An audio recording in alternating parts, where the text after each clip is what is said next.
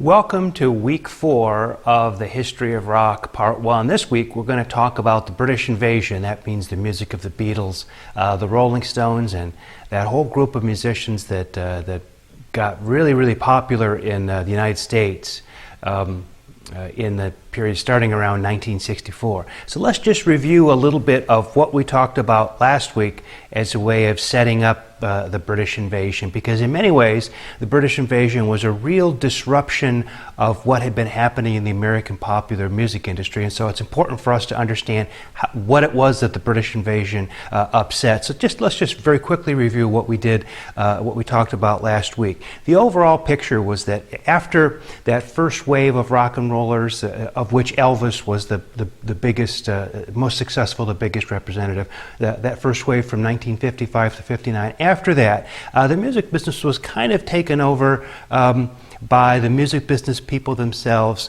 rather than independent labels and sort of very independent and strong-willed performers. So they had discovered that there was a fantastic and very lucrative youth market for music for teens in 55 to 59, and they try to figure out ways to mine that, exploit that really, and create new product. The whole idea during that period was to look for the next Elvis, the next big sensation. So a lot of different styles were laid out. Critics disagree, as we said at the end of the last week, on what the value of this music was. Was it, music that was sort of dumbed down, cynical, all the rough edges rubbed off,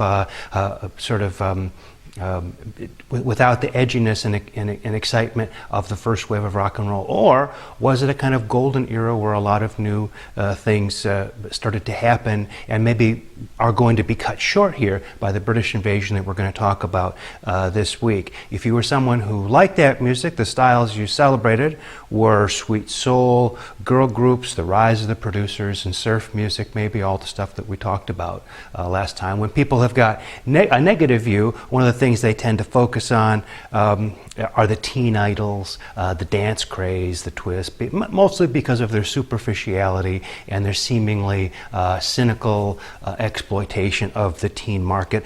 Other styles that we talked about were the continuation of rockabilly, I call the rockabilly popsters, out of that first period from 55 to 59, and also the importance and the emergence of the folk revival, which really for the first time split the teen market in the United States into teenagers and older sort of college students who sort of went for the folk music. But as much as they looked for the next Elvis during that period, it turned out that the next Elvis was none of these things.